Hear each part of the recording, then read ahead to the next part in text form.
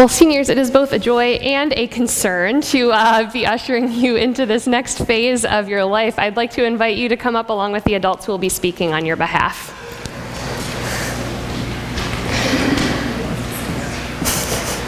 As you all embark on this next phase of your journey, we want you to remember that no matter where you find yourselves, you will always be part of this community of faith. You'll always have a home here. So today we're going to recognize our seniors and have some adults who know them well, who can speak on their behalf. And these adults will be reflecting on our seniors through the lens of our core values that we share as a congregation. Congregation, we ask that you hold your applause until each senior has been recognized, and then we'll bless you all as a class. So without further ado, first up is Morgan Ward. You want to wave when we call you? There's Morgan. Woohoo! Oh yeah, that would be important. I could probably shout, but I won't. Good morning. Hi. Hey, Lauren. I have to stand next to him for this. A couple of weeks ago, if you were here with us on Youth Sunday, you'll know that we were celebrating claiming our voices as a congregation, as a youth fellowship, and with the choir who was here with us that day. You may also remember, and if you weren't here, maybe there's a video somewhere, and I would encourage you to take a look at it. The children's conversation was a really special moment for Morgan, because Morgan got to claim his voice in this congregation. We were also celebrating the conversation with the children that Corinne led and that Morgan helped facilitate was a little bit about how sometimes the way that we might look on the outside doesn't always match who we are on the inside. And Morgan got to talk to the children about how his life journey has been one of discovering who he really is and being able to show that on the outside. And I think that has really been a big part of what I have seen in you over the last 4 years. In watching you become the young man who you are. And I'll just start the tears right now, it's fine. We all know that that's what I do when I get up and talk about our great youth. Things that you might also not know about Morgan that are important to who he is and who he's going to become. Morgan has been doing an internship for the last year. So yes, he's been still a student in high school and balancing that, but has also been working for Ameriprise in an internship program at Genesis Works. And that's been a really exciting part to see him grow into himself as a professional in addition to as a student. In the fall, Morgan will be starting as a first-year student at St. Olaf. We're very excited about that. Morgan doesn't quite know yet what he wants to study and so is excited to be a liberal arts student.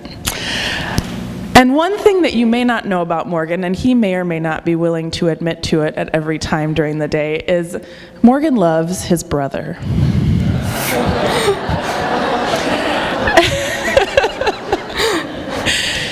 And this relationship, despite its jokes and its banter, is one that I know will be so valuable, and I know that you are becoming a great role model for your younger brother. And he will probably miss you immensely in the next year. So,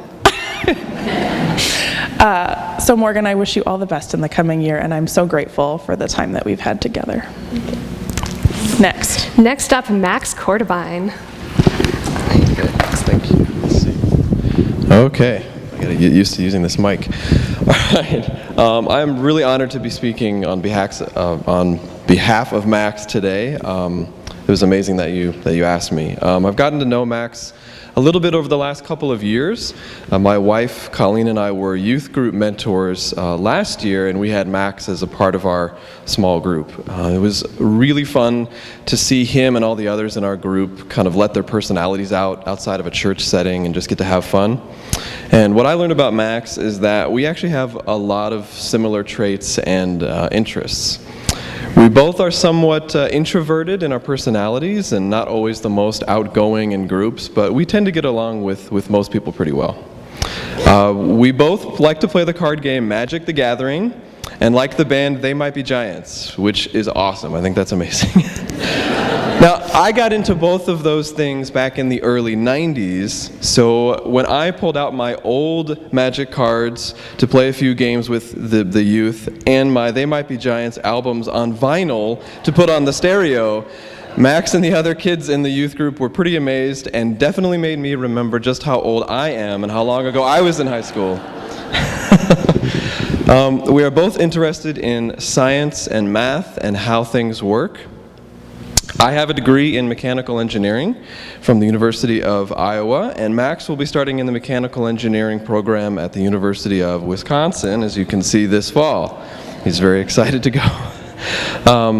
A couple weeks ago after church, Max asked me for some advice about what being an engineering student is like. And I was trying to be honest and helpful, and one of the first things I said is, you're going to have a lot more homework than most of your non-engineering friends. That was maybe not the best answer I could have given you in the moment. Didn't really make you that excited about that prospect. What I should have said was, being an engineering student is great, and you're going to really enjoy a lot of it. You get to learn a ton. And in truth, I think engineering or any other science field will be a great choice for you. More so than technical skills, what you really get to learn is a way of approaching and solving problems and thinking through things logically, which I think Max already has a great aptitude for. We both also have a younger sibling. It is in viewing Max's interaction with Mia, his younger sibling, and the other kids in our youth group that he really demonstrates Mac Plymouth's core value of compassionate community. Max was so supportive of all the other youth in our small group. No matter their age or their interests, he always made sure they were included in having a good time. I saw Max leading by example, showing quiet leadership and earning the respect and trust of his peers. The way that he treats his younger sibling, Mia, is truly remarkable. In my experience, he always supports Mia, he's never critical or harsh with his words or his actions, and he always exhibits tremendous empathy. As someone who also had a younger sibling when I was in high school, believe me, this is no small feat. I know I definitely did not always get along with my sister and show her the kind of support that you do for Mia, so that's really amazing. Max also demonstrated the compassionate community when he and Mia went out of their way to prepare a meal for my wife and I after the birth of our son Rowan, and to bring us their favorite children's books. Of course, Max's favorite was also one of my favorites as a kid, Frog and Toad. So we'll see if I enjoy reading it as much as a parent reading it over and over again. Max, you already have seemed to figure out at a young age how to be supportive, show compassion, and have empathy for others. These skills will serve you well throughout your life. Good luck next year as you start your new adventure in college, and I know you will be very successful on whatever path life takes. Next up is Rosalie Kurtz. So I've gone on a number of mission trips and scone bakes with all of these youth and feel very close to all of them. And as that, I probably shouldn't have a favorite. But let me just say that there is no one I would rather helping me at a scone bake than Rosalie. What she does there seems to apply to a lot of her life. Responsible, always kind and friendly. She has an amazing gift for finding what needs to be done and just kind of doing it. And that applies in the kitchen and on mission trips and everywhere that I've seen. In North Carolina, she worked really hard at the thrift shop, organizing, I believe, the kids' clothing. Spent all day in there trying to put that mess together in something that was presentable. Also on that trip, she considers the canoe trip where she was picking up trash as one of the highlights of the trip and the things they do together as a group. She's an amazing person. She's headed off to Grinnell College in Iowa, which is perfect because I know they just love that big dog country music there. You knew I had to get that in, huh? Yeah. Down there. Anyway.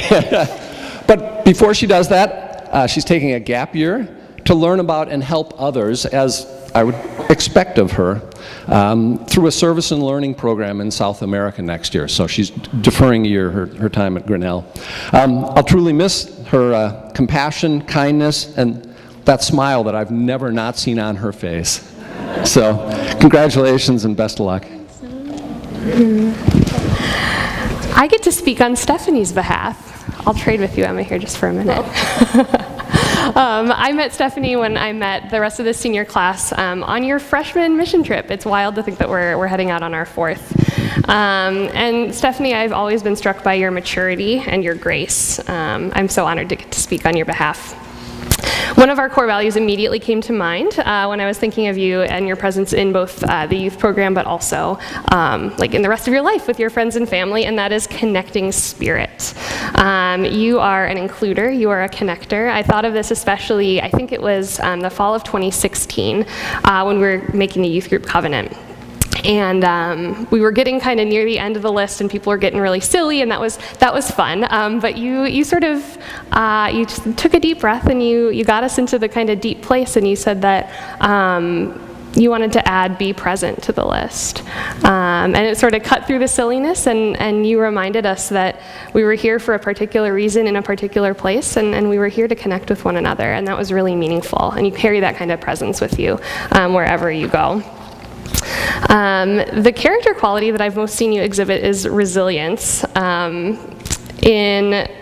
So there's a story from that mission trip, same one with the canoes, where you came on the mission trip with a terrible sunburn, and we were getting out there in the canoes, and it turns out that like heat is not really good for sunburns, so that could have been pretty awful. But you got what you needed, you powered through. Thank God the rain started and cooled you off a little bit.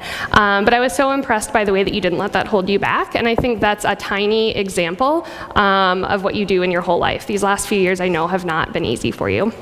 And I've been amazed at how you've shown maturity and strength through everything that life has thrown at you. So Stephanie is heading to the U in the fall, so not too far, which is great, and we'll be studying biomedical engineering, and we will miss you so much. Next up is Emma Manderfield, I think. Yes. Is that right? That's right. I got on my list. Hello again. Hi. Hi.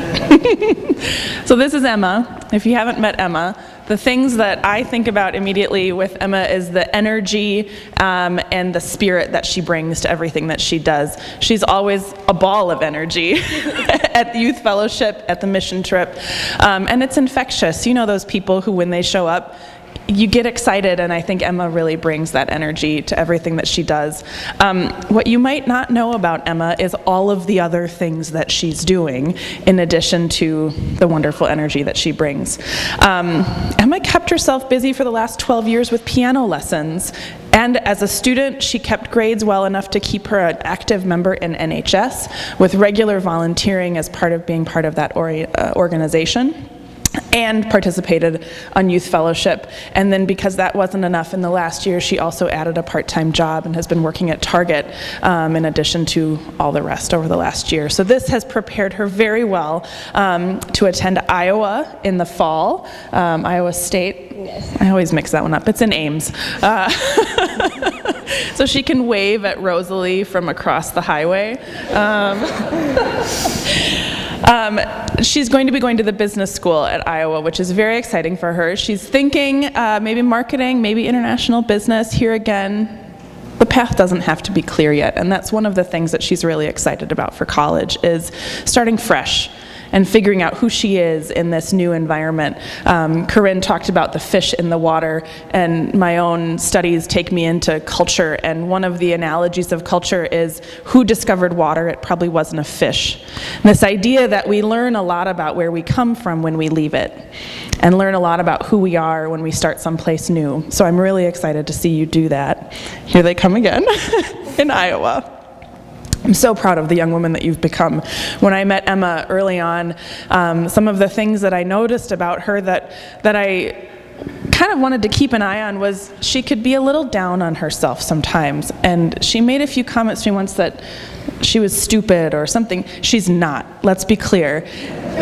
And particularly in the last couple years, I've really seen her come into her own self-confidence, and I'm so excited to see you explore more of that in the fall.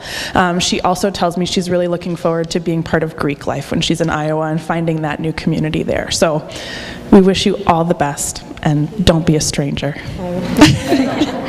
And finally, Len Jensen. So yes, I have the honor of speaking for Len here. Well, Len is an amazing young man who, unfortunately, there are probably a number of you here who have really not gotten the pleasure of knowing him. For example, how many of you know that with school, with the job and all that, he has also achieved the level of Eagle Scout. So, a little nerdy, a little dorky. He and I kind of got along really well together. But he is also very well spoken and has very thoughtful ideas and interesting stories. Very, very fun person to talk to. He's also kind and compassionate, and most importantly, always thinking of others. Not just, just in everyday life. He seems to always have that on the back of his mind. When I asked him about his favorite mission trip experiences, they all kind of revolved around the idea of a team working together, gelling as a group, kind of everyone getting along and doing stuff. Believe it or not, his canoeing adventure in North Carolina, also a favorite. Apparently that was a great time. His take on it, though, was the group. Various people went on different days, so they actually had different experiences with it. The day that Len went, we didn't have a lot of trash pickup in the area we were on, but we did get to go through a set of rapids. And the group making it through the rapids together, that experience was a team-building activity that really hit upon him. Many people, of course, getting a lot wetter than others during that, but it was a warm day. Other highlights, though, were about the group coming together and accomplishing so much more as a group than the sum of their individuals. And he is always kind of striving for that level of success in things. Len is headed off to DePaul in Chicago to study computer science, where he will do great at that with all his stuff. But I will miss his kind of dry wit and the enthusiasm that he really puts into everything. Congratulations and good luck. Let's give all of our seniors a round of applause.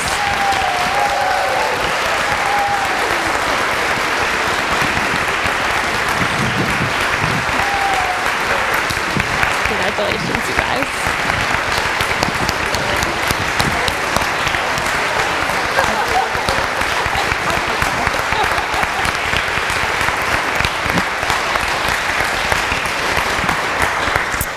We're going to pray for them and all graduates this year. Let's pray. Gracious God, thank you for the gifts these seniors have brought to our community. Bless them in their transition as they wade into new waters. We pray they would find purpose and joy. We lift up now other graduates in our lives, praying for them too in this time of celebration and transition. And we have some words of blessing just for you guys. And what is in your hands is the book Let Your Life Speak by Parker Palmer. So it's about sort of finding your way in the world and discerning your place. And this blessing is related to that too. It comes from the wise and wonderful preacher William Sloane Coffin. May the Lord bless you and keep you. May God's face shine upon you and be gracious to you. May God give you the grace never to sell yourself short. Grace to risk something big for something good. Grace to remember that the world is too dangerous for anything but the truth, and too small for anything but love. So may God take your minds and think through them. May God take your lips and speak through them. May God take your hearts and set them on fire. Amen. And let's give them one more round of applause as we receive our offering.